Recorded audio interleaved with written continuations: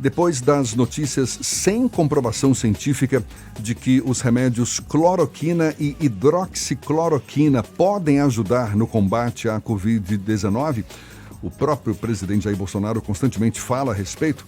Pois é, depois dessas notícias, tem havido uma procura exagerada pelos medicamentos, o que preocupa pacientes de doenças reumáticas, que hoje são os verdadeiros beneficiários desses remédios. Tanto que a Anvisa determinou a liberação da venda dos medicamentos somente com receita médica. A ideia é proteger exatamente os pacientes que de fato precisam dessas substâncias. A gente fala mais sobre o assunto conversando agora com a médica reumatologista Viviane Machicado, conosco por telefone. Bom dia, doutora Viviane. Bom dia, Jefferson. Bom dia, Fernanda. Bom dia aos ouvintes. É um prazer estar falando com vocês.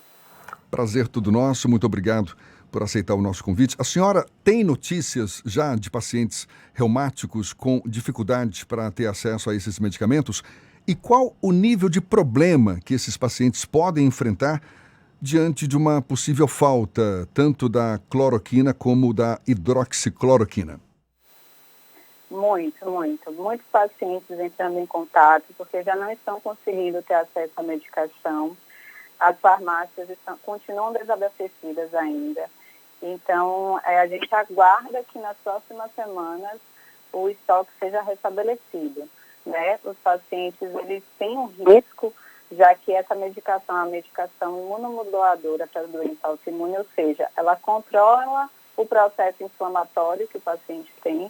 Se ele continuar muito tempo sem a medicação, a doença que estava quiescente, estava latente, ela pode reativar e trazer novos danos. Então, muitos pacientes têm entrado em contato com receio, com medo, ou porque já acabaram a medicação, ou tem poucos comprimidos. O que a gente sabe que essa medida da Anvisa, de fato, ela protege mais, porque antes a hidroxicloroquina era uma medicação de livre acesso. Qualquer pessoa que chegava na farmácia poderia comprar sem receita e agora está sendo controlada. Esse remédio, normalmente, ele é encontrado em condições normais nas farmácias em geral, mas também é distribuído pelo governo? Tem algum serviço nesse sentido ou não? Tem um programa do governo que libera essa medicação. Essa medicação é muito utilizada para os pacientes com lúpus, mas também outras doenças autoimunes reumáticas usam, como artrite reumatoide, síndrome de Sjögren. Então, o paciente ele é cadastrado nesse programa de governo de liberação de medicamento especial através de um relatório médico, de um formulário e comprovação de documentos. Então, diante dessa pandemia, a Secretaria de Saúde também, ela disponibilizou que novos pacientes sejam cadastrados através desse programa, né, desde que apresentem essa documentação necessária. Doutora Viviane, existe alguma alternativa para pacientes que não conseguem acessar esses remédios? Alguns pacientes estão optando por formular a medicação, né? É uma medicação que, de fato, ela está liberada também para ser formulada. O custo tende a ser muito maior do que o original, o da farmácia, mas é uma alternativa, enquanto a gente não regulariza a situação. Doutora Viviane, tem uma discussão também sobre o uso indiscriminado da hidroxicloroquina e da cloroquina por pacientes que não têm nenhum tipo de demanda pela utilização desses remédios, dessas substâncias. É possível que haja consequências a longo prazo quando o uso não é o adequado das substâncias?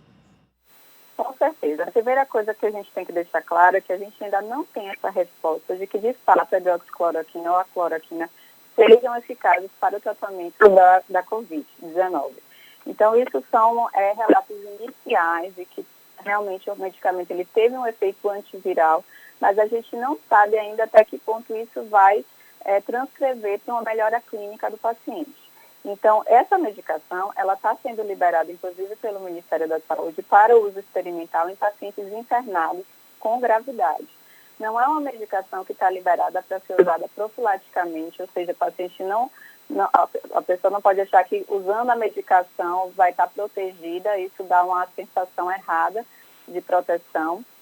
E o medicamento ele não é isento de efeitos colaterais. A longo prazo, ele pode trazer, inclusive, um efeito colateral grave, que é a cegueira, porque é uma medicação de depósito, se a pessoa usar muito tempo, mas isso leva geralmente anos. Porém, tem efeitos mais agudos também, que são importantes e que a gente tem que estar atento. Por isso, essa medicação tem que ser usada sob prescrição médica e com monitoramento. Quais seriam esses problemas agudos que poderia causar? O mais comum é a intolerância gastrointestinal, a pessoa pode ter diarreia, pode ter vômitos, pode, em alguns casos, provocar arritmias cardíacas também. Tanto é que alguns pacientes a gente precisa fazer um eletrocardiograma prévio para ver se já tem alguma arritmia, algum distúrbio de condução e também aumento de enzima do fígado. Esse já é mais raro, mas pode acontecer também.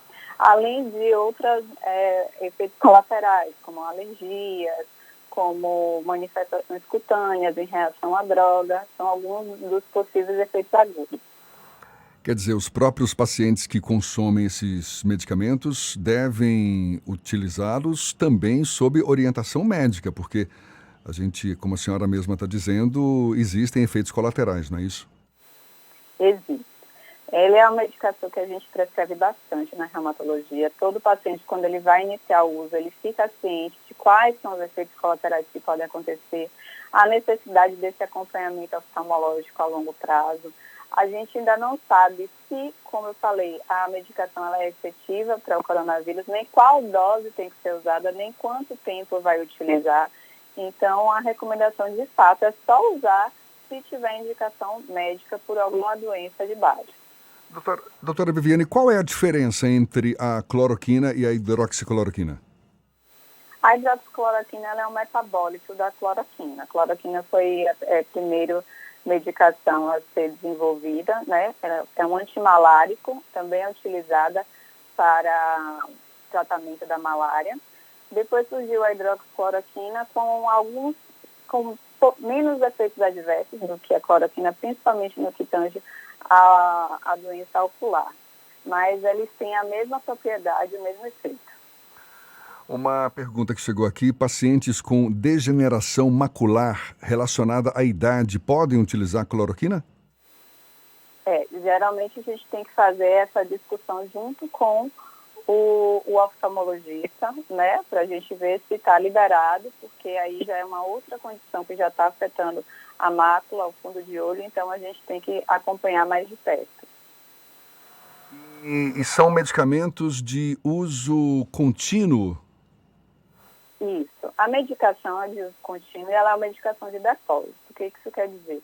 Que com o passar do tempo, a medicação vai ficando com uma quantidade maior no sangue. Então, também, o efeito ele não passa de imediato.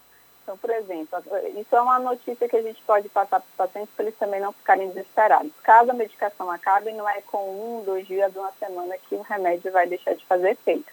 A medicação permanece ainda fazendo efeito durante semanas, para depois começar a cair os níveis séricos, né, os níveis no sangue. Doutora, como volta e meia a gente vê até autoridades públicas falando sobre o uso da cloroquina, apesar da não recomendação de autoridades da área de saúde, o ministro da Saúde já falou mais de uma vez sobre a falta de evidências científicas para o uso da hidroxicloroquina no caso do combate à Covid-19. Eu queria só que a senhora reforçasse a população sobre o não uso indiscriminado dela. Exato. A medicação só é para ser utilizada sob orientação e prescrição médica. A gente não tem ainda essa resposta, pode ser até que não tenha efeito nenhum durante a evolução da doença, então a gente precisa de mais dados. Durante o internamento, se for necessário, o médico vai avaliar, já que isso está sendo liberado pelo Ministério da Saúde, mas de forma nenhuma pode ser utilizada porque o paciente está achando que está gripado ou achando que com a medicação ele vai estar protegido da doença. Isso não existe. É uma medicação que não é isenta de efeitos colaterais, pode trazer prejuízos sérios. Então, a população em geral ela não deve usar se não tiver uma prescrição médica indicando.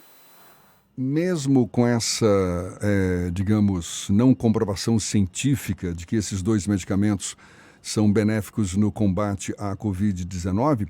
O que foi descoberto até agora de benéfico no uso desses dois medicamentos com a Covid-19? A senhora tem conhecimento disso?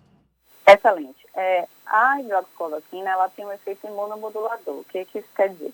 A gente já sabe que ela tem a propriedade de diminuir a resposta inflamatória, tá? Então, isso já poderia ser um efeito da medicação para a doença. Além disso, estudos iniciais já mostraram, principalmente in vitro, ou seja, quando a gente fala in vitro, é em tecidos, certo? Que a gente coloca a medicação que já tem lá a infecção pelo vírus. Mostrou que com a medicação, a carga viral, a quantidade de vírus diminuiu.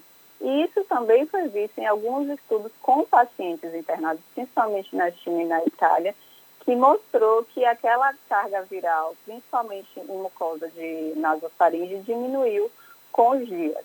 Tá? Mas a pergunta maior que a gente quer fazer, que a gente está aguardando os nossos dados, é se isso vai se refletir na melhora clínica, no desfecho, ou seja, se os pacientes vão morrer menos, se eles vão melhorar mais rapidamente.